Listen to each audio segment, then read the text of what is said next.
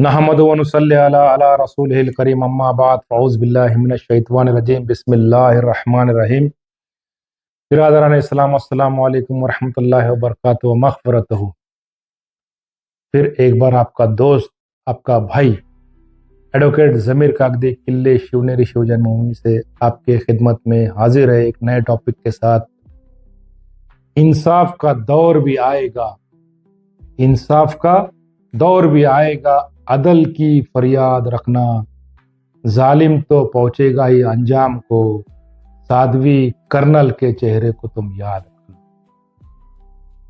हाल ही के दिनों में 19 सितंबर 2025 को मुंबई हाईकोर्ट ने गुरुवार को 2008 के मालेगांव विस्फोट मामले में राष्ट्रीय जांच एजेंसी NIA और बरी किए गए लोगों को नोटिस जारी किया।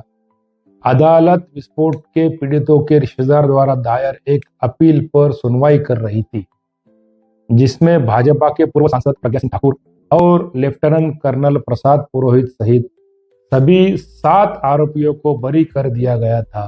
उसी लोगों के संदर्भ में ये पिटीशन जो है ये दाखिल हो चुकी है। 29 सितंबर 2008 को महाराष्ट्र के नासिक जिले के मालेगांव में एक मस्जिद के पास विस्फोटक उपकरण फटने से 6 लोग मारे गए और 100 से अधिक लोग घायल हो गए थे। 31 जुलाई को विशेष न्यायाधीश A.K. लाहौटी ने ठाकुर, पुरोहित, मेजर रमेश उपाध्याय, अजय राहिरकर, समीर कुलकर्णी, सुधाकर चतुर्वेदी और सुधाकर द्विवेदी को भारतीय दंड संहिता IPC और गैर कानूनी गतिविधियों के अधिनियम की धाराओं के तहत आपराधिक साजिश और हत्या सहित सभी आरोपों से मुक्त कर दिया था। गुरुवार को मुख्य न्यायाधीश श्री चंद्रशेखर और न्यायमूर्ति गौतम अखंड की खंडपीठ ने पीड़ितों के पिता, भाई, बेटे, चाचा और ससुर द्वारा दायर अपील पर यह आदेश पारित किया कि जिसमें निसार अहमद, हाजी सैयद बिलाल, शेख लियाकत, मोहिउद्दीन, शेख इशाक, शेख यूसुफ, उस्मान खान, ऐनुल्लाह खान, मुश्ताक शाह, हारून शाह और शेख इब्राहिम सहित शेख सुपड़ो शामिल है। मंगलवार को उच्च न्यायालय ने जानना चाहा कि क्या अपीलकर्ताओं के जो 6 मृतक पीड़ितों के परिवार के सदस्य हैं, मुकदमे के दौरान गवाह के रूप में उनसे पूछताछ की गई थी। पीठ ने टिप्पणी की थी कि बरी किए जाने के खिलाफ अपील दायर करना सभी के लिए खुला रास्ता नहीं है। उनका प्रतिनिधित्व करने वाले वकील ने गुरुवार को उच्च न्यायालय को सूचित किया कि उनमें से एक विशेष अदालत के समक्ष मुकदमे में हस्तक्षेप करता था, यानी इंटरवीन करने वाला था, और 4 अन्य अपीलकर्ताओं से मुकदमे के दौरान पूछताछ की गई थी। इसलिए वे उक्त फैसले के खिलाफ अपील दायर करने के लिए सक्षम है। इसके बाद उच्च न्यायालय ने बरी किए गए अभियुक्तों को नोटिस जारी किया गया है, जो अपील में पक्षकारों के ज्ञापन में दिए गए उनके वर्तमान पतों पर, एड्रेस पर शामिल किया जाएगा, और NIA को भी नोटिस जारी किया गया है। न्यायालय ने अपीलकर्ताओं के अधिवक्ता मतीन शेख को भी 2 सप्ताह के भीतर आवश्यक दस्तावेज प्रस्तुत करने और पिछले निर्णयों का समर्थन करने संबंधी कदम उठाने को कहा। उच्च न्यायालय 6 सप्ताह बाद अपील पर सुनवाई करेगा। दायर अपील में उच्च न्यायालय से 31 जुलाई के फैसले को रद्द करने और आरोपियों को दोषी ठहराने के निर्देश की मांग की गई है।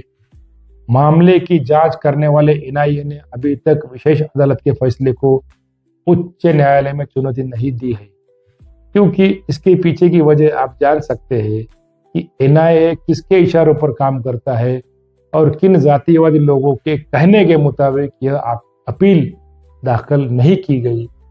ये बात आप लोगों को समझना बहुत ज़रूरी है कि इनके पीछे बहुत बड़ी साजिश है, और साजिश करने वाले जो लोग हैं ये सब जातिवादी संगठन और सत्ता में बैठे हुए जातिवादी लोग हैं।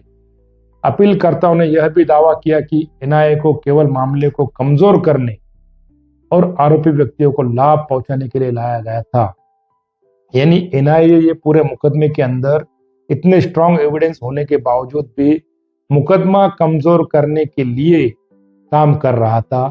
और एनआईए इसने न्यूट्रल माइंड से, निष्पक्ष पद्धति से इस मामले की जांच करना चाहिए थी, मगर यह जांच न करते हुए उन्होंने इस मुकदमे को कमजोर करने का काम किया।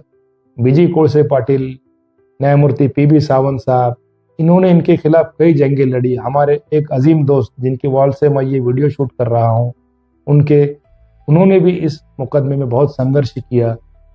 लेकिन आप सभी लोगों को ये जानना जरूरी है, ये जातीयवाद किस कदर हमारे देश की संस्थाओं में घुस चुका है, उनके जहन में, उनके दिमाग में घुस चुका है। ये जहर उनके दिमाग को खराब कर रहा है। और हिंदुस्तान की जो, भारत की जो संस्थाएं हैं, जिन्होंने न्यूट्रल माइंड से निष्पक्ष तरीके से जांच करना चाहिए, मगर ऐसा न करते हुए वह आरोपियों के हित में, आरोपियों को लाभ पहुंचाने के लिए और मुकदमा कमजोर करने का काम कर रही है। लोगों, आप इस बात को समझ लो कि उम्मत को आज संगठित होने की बहुत ज़रूरत है, एक नेतृत्व के साथ चलने की बहुत ज़रूरत है।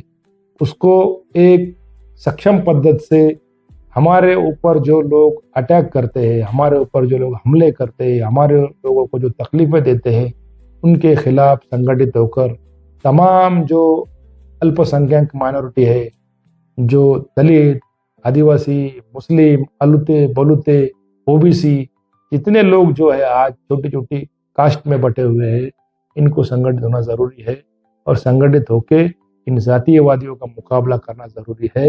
जय हिंद, जय महाराष्ट्र। वीडियो पसंद आई हो तो उसे जरूर लाइक करें, उसे शेयर करें और अपने कीमती राय कमेंट बॉक्स में जरूर डालें।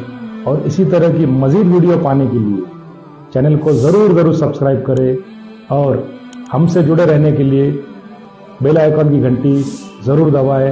आपका अपना ज़मीर कागदी। अल्लाह हाफिज।